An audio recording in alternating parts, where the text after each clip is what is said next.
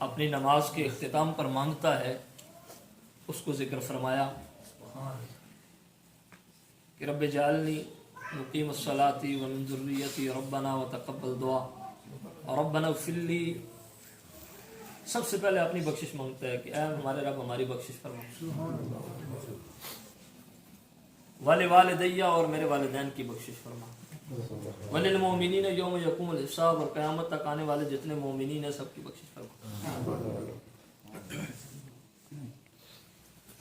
احصال ثواب کا مقصد اور مدعا یہ ہوتا ہے کہ ہم اپنے جو احباب چلے جاتے ہیں دنیا سے ان سے محبت کا ایک ہمارا طریقہ ہوتا ہے، ان سے حسن سلوک کا ایک طریقہ ہوتا ہے. اور میں آج ہی ایک کتاب کے اندر دیکھ رہا تھا کہ ہم خوش نصیب لوگ ہیں، احصال ثواب بھی ان کے ہوتے ہیں جن کے پیچھے کوئی ہوتا ہے. دعائیں ان کے لیے کی جاتی ہیں، ان کے لیے ہاتھ اٹھتے ہیں کہ جن کے پیچھے کوئی ہوتا ہے، جن کے پیچھے ہوں. لوگ کہیں گے جی ہوتے ہیں تو وہ ہونا بھی نہ ہونا ہے، اگر کوئی اس طرح کا فائدہ نہ پہنچا سکے احصال ثواب کے حوالے سے، اگر کوئی ہاتھ نہ اٹھا سکے. میرے کریم نبی صلی اللہ اور اس کی اصل حدیث پاک سے ملتی ہے. میرے کریم نبی صلی اللہ علیہ وسلم آپ قبرستان میں تشریف لے کر گئے، حضور علیہ الصلوۃ والسلام کے صحابہ کرام حضور کے ساتھ ہیں. میرے کریم نبی صلی اللہ علیہ وآلہ وسلم سواری پر سوار ہیں. حضور علیہ الصلوۃ والسلام کی سواری نے اچھلنا شروع کیا، بدکنا شروع کیا. میرے کریم نبی صلی اللہ علیہ وسلم نے صحابہ کرام سے پوچھا جانتے ہو صحابہ کرام یہ سواری کیوں اچھل رہی تھی، کیوں بدک رہی تھی؟ صحابہ کرام نے فرمایا یا رسول اللہ آپ جانتے ہیں یا آپ کا رب بہتر جانتا ہے. حضور علیہ الصلوۃ والسلام نے فرمایا 2 قبروں کے اندر عذاب ہو رہا تھا، میری سواری نے وہ دیکھ لیا، اس لیے اس عذاب کو دیکھ کر یہ اچھل رہی تھی. یہاں عقیدے کی ایک بات آپ سماعت فرمائیں کہ لوگ کہتے ہیں جی نبی کو دیوار کے پیچھے کا کوئی پتہ نہیں ہوتا. میں نے کہا نبی جس سواری پہ قدم رکھ دیتا ہے، نبی جس سواری پہ سوار ہو جاتا ہے وہ سواری بھی قبر کے اندر دیکھ لیتی ہے کہ قبر کے اندر نبی تو رہا نبی، ولی تو رہا ولی. نبی جس سواری پہ سوار ہو جاتا ہے رب اس کو بھی اتنی روشنی عطا کر دیتا ہے کہ وہ ہوتی قبر کے باہر ہے لیکن دیکھتی قبر کے اندر ہے. اب بہترین حکیم وہ ہوتا ہے جو پہلے مرض دیکھے، پھر مرض کی تشخیص کے بعد اس کے لیے نسخہ تجویز فرمائے اور اس مرض کا علاج کرے. حضور علیہ الصلوۃ والسلام نے بتایا کہ ان کو عذاب ہو رہا ہے. اب یہ بھی بتانا یہ حکیم کا کام ہے کہ آئندہ یہ چیز آپ نے نہیں کھانی کیونکہ اس کی وجہ سے آپ کو یہ مرض لگا ہے. شوگر ہے تو اس کو میٹھا کھانے سے منع کر دیا جائے گا کہ یہ وجہ بنی. حضور علیہ السلام نے فرمایا یہ سواری نے دیکھا قبر کے اندر عذاب ہو رہا ہے. اب عذاب کس وجہ سے ہو رہا ہے حضور نے وجہ بھی بتائی. اور میں ایک پیشاب کے چھینٹوں سے نہیں بچتا تھا، دوسرا غیبت کیا کرتا تھا، اس وجہ سے دونوں کو عذاب ہو رہا ہے. لیکن طبیب کامل وہ نہیں ہوتا کہ جو مرض بھی بتا دے، مرض کی تشخیص بھی کر لے لیکن اس کا علاج نہ بتائے، اس کا علاج نہ کرے، اس کی دوا نہ کرے. وہ مرشد کیسا کہ جو مرید آئے اور مریض ہو اور واپس شفا لے کر نہ جائے، ایسا تو ہو نہیں سکتا. ہم ان کے ماننے والے ہیں، ہم ان کا نام لینے والے ہیں کہ جن کے قدموں میں آنے والے چور ہوا کرتے تھے، اٹھنے سے پہلے کتب بن جایا کرتے تھے، اٹھنے سے پہلے وہ ولی کامل بن جایا کرتے تھے. حضور علیہ الصلوۃ والسلام نے کھجور کی 2 شاخیں توڑی، 2 شاخوں کو ٹکڑے کیا، ٹکڑے کر کے ایک قبر پر رکھا، دوسری پر رکھا. صحابہ کرام نے پوچھا یا رسول اللہ ان کو رکھنے کی وجہ کیا ہے؟ فرمایا یہ ہری شاخیں ہیں، یہ رب کا ذکر کریں گی اور جب تک یہ رب کا ذکر کرتی رہیں گی تب تک قبر سے عذاب کی تخفیف ہو جائے گی. سوچنے کا مقام یہ ہے کہ اگر کھجور کی ہری شاخیں کریں رب کا ذکر تو قبر کے عذاب میں تخفیف ہو سکتی ہے، قبر والے کو فائدہ ہو سکتا ہے. تو ایسا کیسے ہو سکتا ہے کہ قبر والے کے بھائی گھر کے اندر حضور کے میلاد کی محفل کا انعقاد کریں، پھر اللہ کی صدائیں بلند کریں، قرآن مجید کی آیات کی تلاوت کریں، نعت رسول مقبول پڑھا جائے اور اس کے بعد ذکر خواجگان کیا جائے اور پھر قبر والے کو ثواب نہ ہو؟ ایسا تو ہو نہیں سکتا. سبحان اللہ. آج چونکہ میں یہ سمجھا تھا کہ آپ کی جو ماہانہ محفل ہوتی ہے ذکر کی وہ محفل ہے، تو میں مشائخ نقشبند کے حوالے سے دیکھ کر آیا تھا. حضرت مرزا مظہر جان جانا رحمہ اللہ تعالی علیہ آپ بیٹھے ہوئے ہیں، چونکہ بات قبر والوں کی چل پڑی ہے تو قبر پر بیٹھے ہوئے ہیں، آپ نے دیکھا کہ ایک عورت ہے جس کا کردار ٹھیک نہیں تھا، اس کو قبر کے اندر عذاب ہو رہا ہے، اور عذاب اتنی شدت کے ساتھ ہے کہ فرشتے کبھی اس کو آگ میں اس طرح پھینکتے ہیں اور آگ اسے اٹھا کر آسمان کی طرف لے جاتی ہے، پھر آسمان سے پٹک کر نیچے پھینکتی ہے، یہ اس کا سلسلہ، کبھی زمین پر کبھی آسمان پر وہ پٹک رہی ہے اسے آگ۔ تو حضرت مرزا مظہر جانے جانا رحمہ اللہ تعالیٰ آپ قبر کے اندر دیکھ کر کہنے لگے کہ لگتا ہے کہ یہ بہت بڑی گناہ گار ہے اور اس کو اللہ تعالیٰ سزا دے رہا ہے، اس کی قبر کے اندر عذاب ہو رہا ہے۔ اب ولی کامل اگر اٹھ کے آ جاتا تو پھر دنیا والے کہتے کہ ان کے پاس جاتے کیوں ہو، پھر ان کے قدموں میں بیٹھتے کیوں ہو۔ حضرت مرزا مظہر جانے جانا رحمہ اللہ تعالیٰ علیہ کہنے لگے مجھے تو لگتا ہے کہ اس بدنصیب کا خاتمہ بھی ایمان کے ساتھ نہیں ہوا۔ بخشش کے لیے ضروری ہے کہ خاتمہ ایمان کے ساتھ ہو، لیکن کہنے لگے چلو پھر بھی اس کا علاج کرتے ہیں، دیکھ لیتے ہیں اس کو اصال ثواب کر کے، اگر بخشی گئی تو خاتمہ ایمان پر ہوا ہے، لیکن اگر کلمے نے اس کو فائدہ نہ دیا تو پھر سمجھو کہ خاتمہ ایمان سے نہیں ہوا۔ آپ نے ایک بار کلمہ شریف پڑھا اور کلمہ شریف پڑھ کے اس کی روح کو اصال ثواب کیا اور آپ مسکرا اٹھے، کہنے لگے میں نے ایک بار کلمہ پڑھ کے اس کی روح کو اصال ثواب کیا ہے، جس قبر کے اندر جہنم کا عذاب ہو رہا تھا وہی جنت کے باغوں کا، وہی قبر جنت کے باغوں کا باغ بن چکی ہے۔ تو بتانے کا مقصد یہ ہے کہ ان اللہ والوں کے قدموں میں بیٹھنے کا مقصد ہی یہ ہوتا ہے کہ یہ جب اللہ اللہ کرتے ہیں تو پھر ان کا اللہ اللہ کیے جانا یہ رہے گا نہیں جاتا۔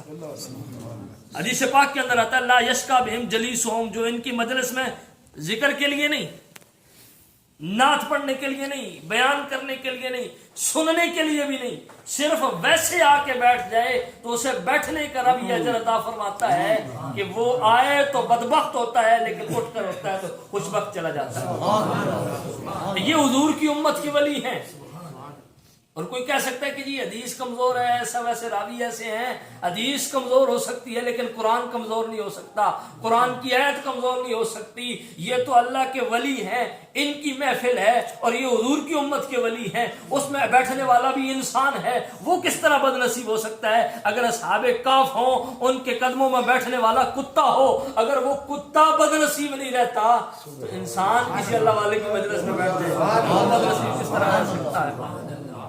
حضرت باقی باللہ رحمہ اللہ تعالیٰ آپ کے ہجرہ شریف میں ان کا نام نامی اس میں گرامی ذکر کیا جائے، حضرت باقی باللہ رحمہ اللہ تعالیٰ آپ کے سامنے ایک جوگی نے اپنی مستی شروع کی، اپنے اس نے کرتب دکھانے شروع کیے اور وہ کہتا کہ دیکھو میں نے آگ کو ٹھنڈا کر دیا، آگ جلاتی نہیں ہے۔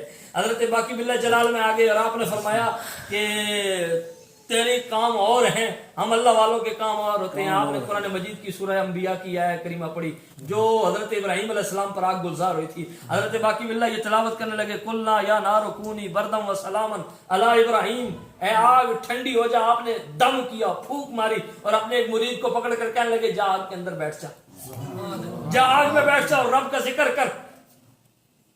اس پر آگ گلزار بن گئی، وہ رب کا ذکر کرتا رہا۔ تو اس سے ہمیں سبق کیا ملتا ہے، میسج کیا ملتا ہے، پیغام کیا ملتا ہے؟ نظر مرشد کامل کی ہو پھر ذکر کیا جائے۔ آپ سمجھے میری بات کو، نظر مرشد کامل کی ہو پھر ذکر کیا جائے، بیٹھنے والا آگ میں بھی بیٹھ جائے، رب آگ گلزار بنا دے۔ نعرہ تکبیر، نعرہ رسالت، نعرہ حیدری، جشن میلاد مصطفیٰ، ہمارے علیہ گجرانوالہ شریف، خواجہ خواجگان، خواجہ خواجگان، سبحان۔ آگ کے اندر بیٹھ جاؤ، توجہ میں کروں گا، ذکر تم کرو گے، آگ گلزار بن جائے گی۔ تو اب سوچنے کا مقام یہ ہے کہ یہ ذکر یہ ویسے نہیں، یہ کیے نہیں جاتے، یہ کروائے جاتے ہیں۔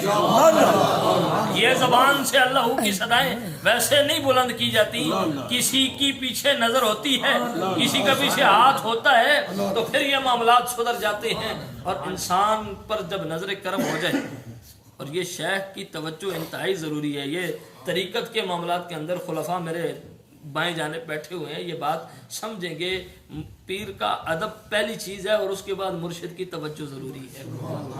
اور توجہ آپ کو تب ملے گی جب شیخ کا ادب کریں گے۔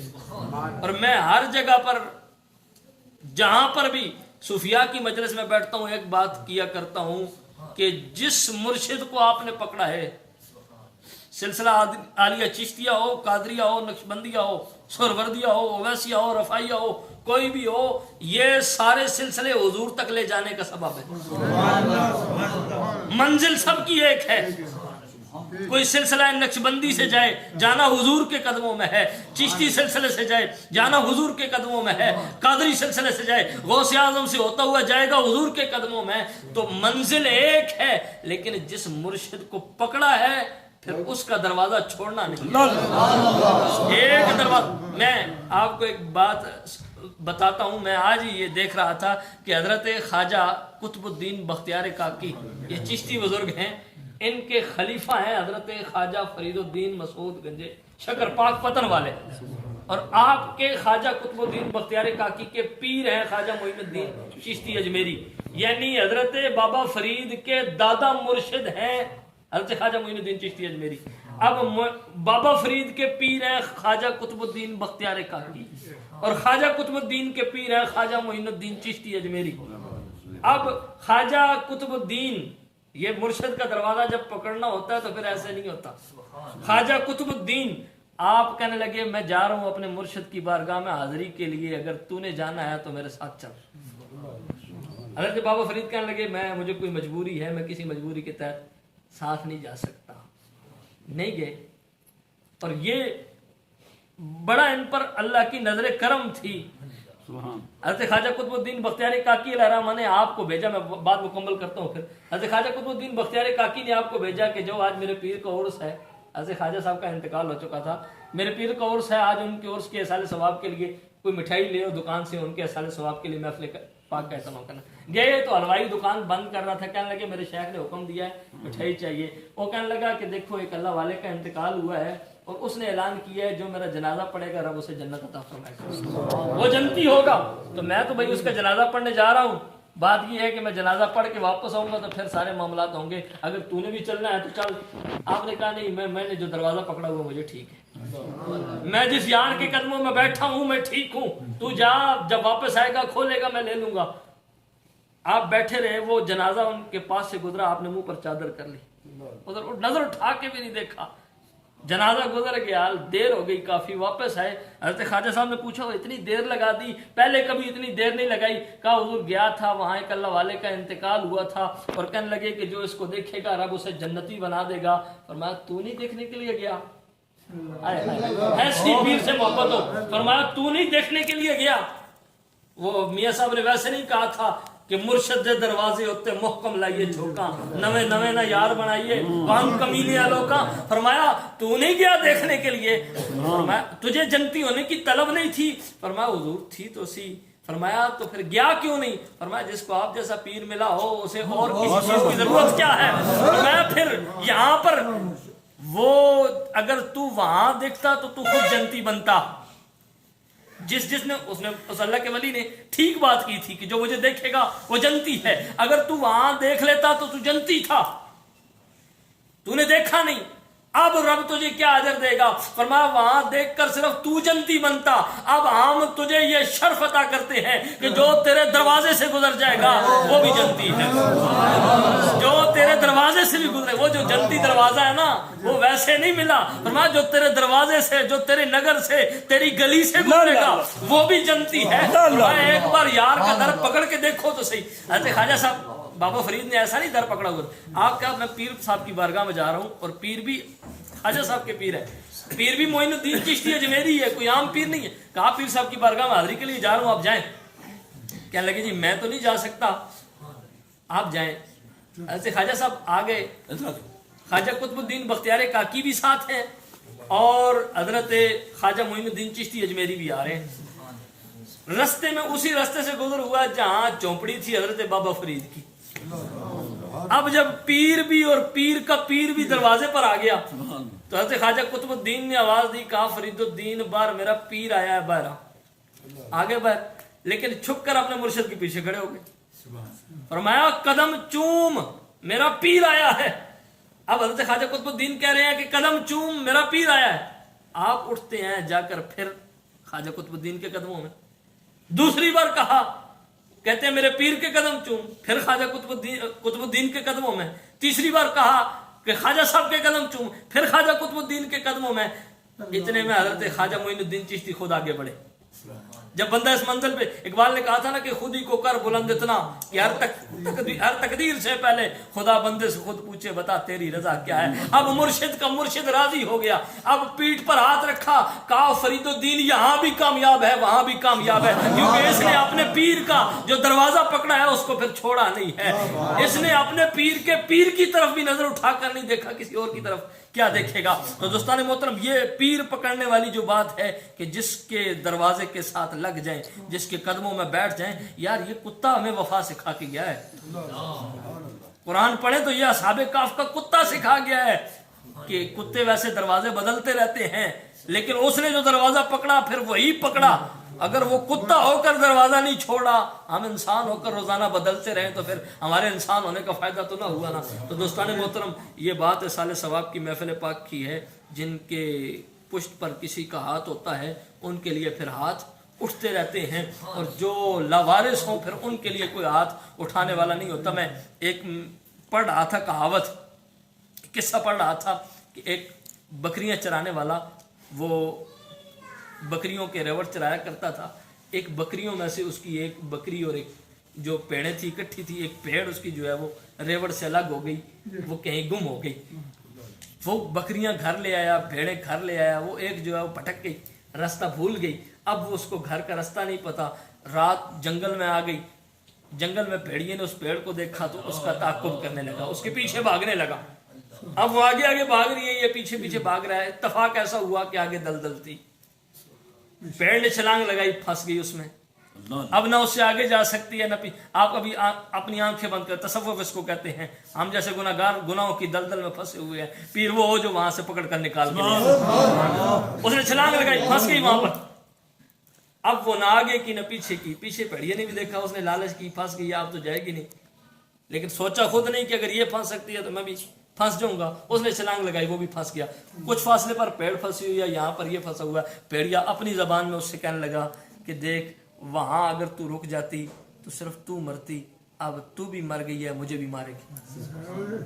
कि तू भी फंस गई है, मैं भी फंस गया हूं। वहां सिर्फ तू मरती, मैं तुझे पकड़ लेता, मार देता, तू मर जाती, लेकिन मैं तो बच जाता। दोनों में से एक का तो भला होता। खुद भी डूबी है, मुझे भी ले डूबी।